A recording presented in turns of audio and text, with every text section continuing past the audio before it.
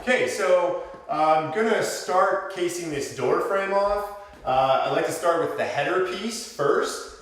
I was upstairs just measuring out the detail or the overhang of the header piece on this side so that I match the similar detail upstairs. So I'm putting a header going all the way across here with a slight overhang past the casing that's going down the side. So upstairs from the edge of this jamb to the inside 45 of the header material was 3 3/4 past. So I can safely measure from the inside to the other inside, add 3 3/4 to each side of that, and that would be my measurement for my header piece. So I've got the 59 and a 16th at the top, 59, plus the 3 3/4, plus the 3 3/4 on the other side. Let's go ahead to the saw and cut that piece up.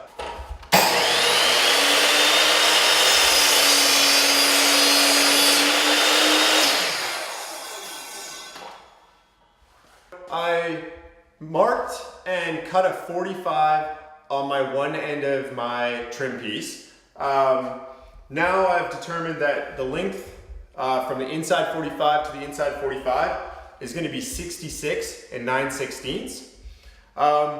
Generally alone when I'm working, so it's very tough to clip a tape measure on an angled part like that.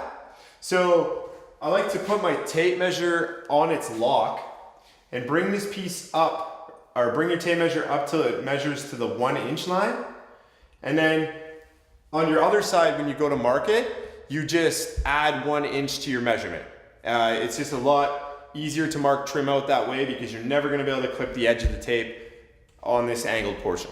So 1 inch line, changes my dimension down here from 66 and 9/16. I'm looking for 67 and 9/16. Sorry, I gotta double check that again.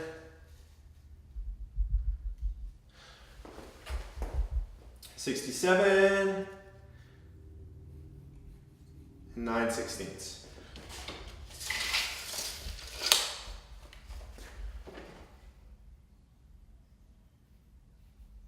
Got to mark that line onto the top. Whenever I'm using a miter saw, I just sight the side of the blade to see that I'm going to hit that back indicator line, and then I finish my cut through. So switch my saw to 45 here.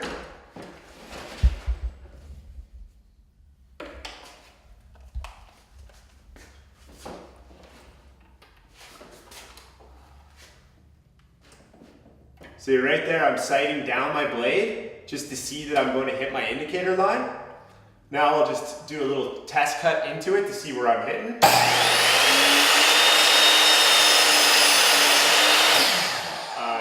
I don't know if you can see that on the camera, but I've hit the back end of my line just perfectly, so I'll finish with following this cut through.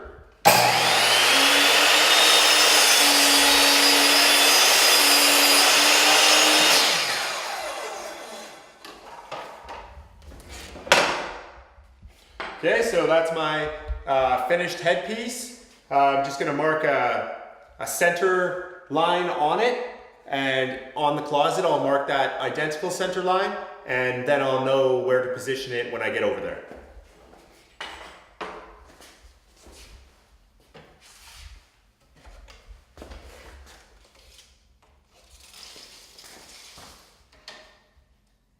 (68 1/4), so 34 1/8. So that's my center line. I'll be marking a center line on the closet, and I'll know it's all perfect. Okay, so I'm just gonna mark my center line on the jamb material so that I can line up the two center lines and nail down the top header piece.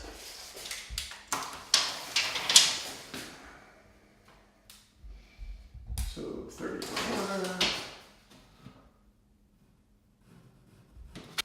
Okay, so When you're trimming out windows, doors, or pretty much anything, I like to leave a reveal against the jamb.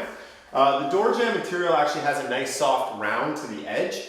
So what I like to do is leave approximately a 1/8 of an inch setback of the casing material from this edge, just to create a reveal all the way around. If you want to have it flush all the way around, then you're gonna have to spend a lot more time sanding and prepping for paint to get material to line up flush. So it's much easier and much nicer architecturally to just leave a reveal. So if you're just starting, you can use a block of wood and mark a bunch of indicator lines for that 1/8 reveal.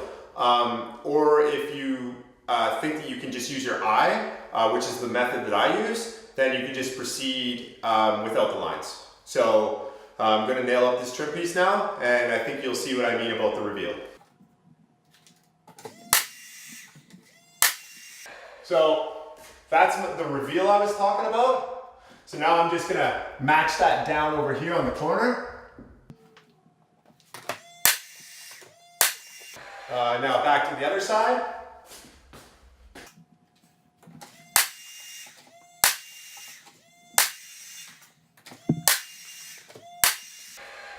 Okay, so that's my header piece installed. I don't like to go too crazy with the nails because, like I said, every single nail you put in, you have to patch and prep for paint. When I do prep for paint, I do run that nice caulking bead in this reveal, which in fact helps glue the two pieces together as well. So just a little added strength with it. So now what I'm going to do, now that this is attached, I'm going to measure for my vertical sides, leaving those that 3/8 of an inch off the floor to allow the carpet to get tucked underneath. So I'm just going to clip my tape to the underside of the space that we left down there. And I can see that I need 80 3/4.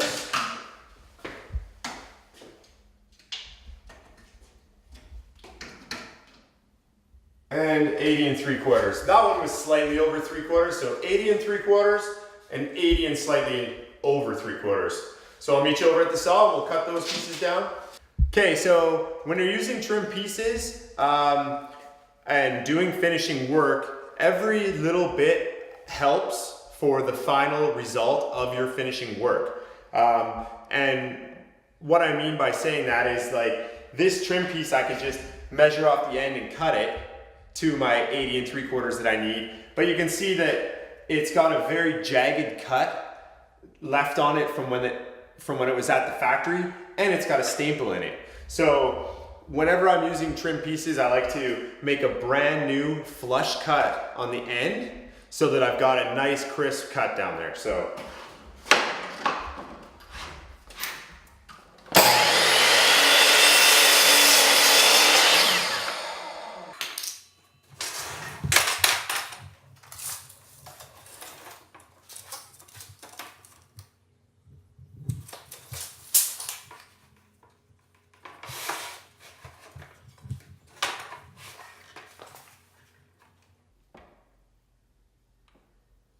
just lifting up the guard a little bit, sighting the blade with my eye to make sure that it's going to glide right on that line.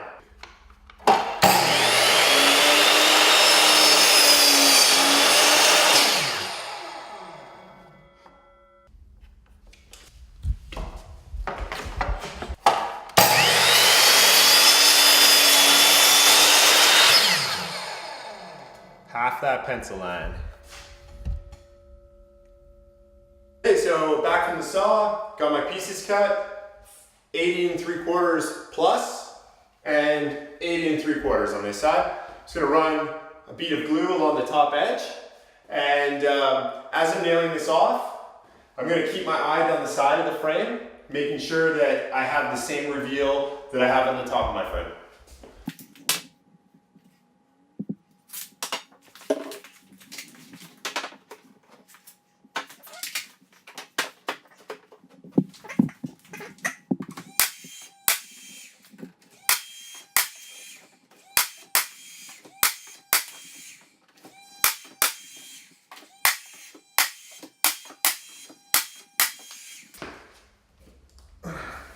can see I got a kind of a bad joint up here. It's gonna have to get cleaned up with some caulking. Not the end of the world. If you were using real wood trim that you weren't painting, that sort of stuff is way more crucial to have it precise. Anyways, a little bit of fill and I'll have that taken care of.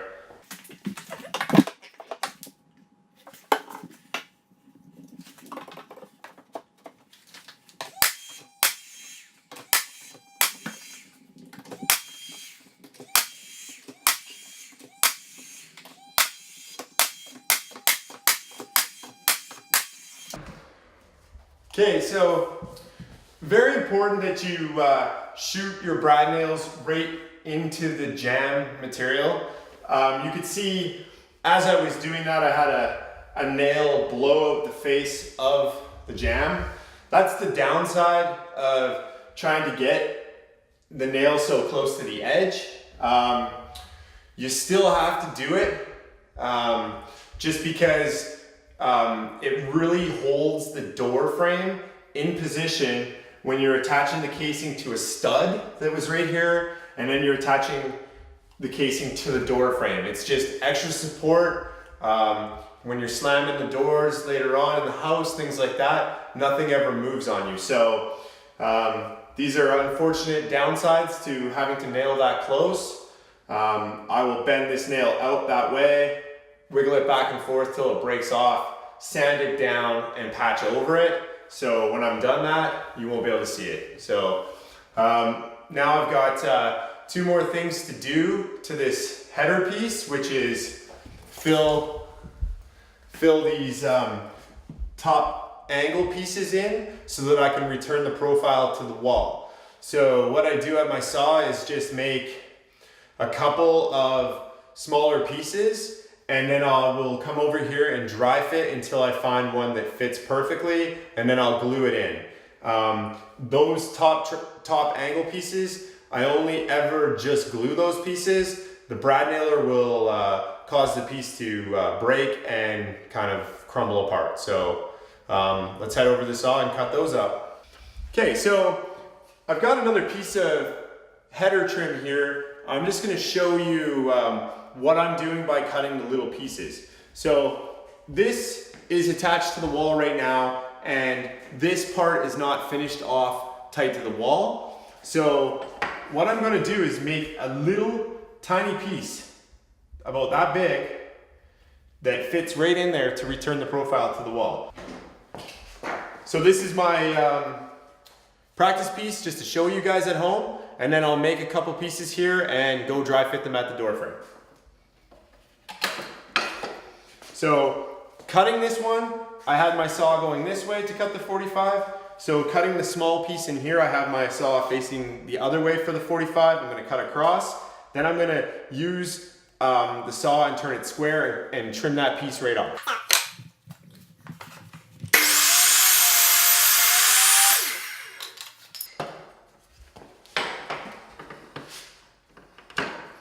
So now when I'm cutting this off, I need to hit the back end or the side of my blade right at that back corner, and this is the piece that I'm keeping, is this section right here. And the reason why I'll cut multiple pieces and then go around and dry fit is that some of the trim pieces at the door locations are a little bit further off the drywall or a little less than this, so it's just easier to cut a bunch of them and then walk around and fit them in. So.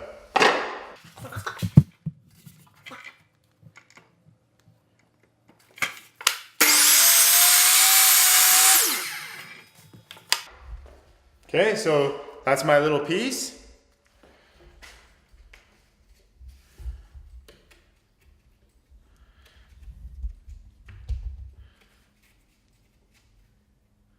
So you can see there, that would return the trim detail to the wall so that it's on the side.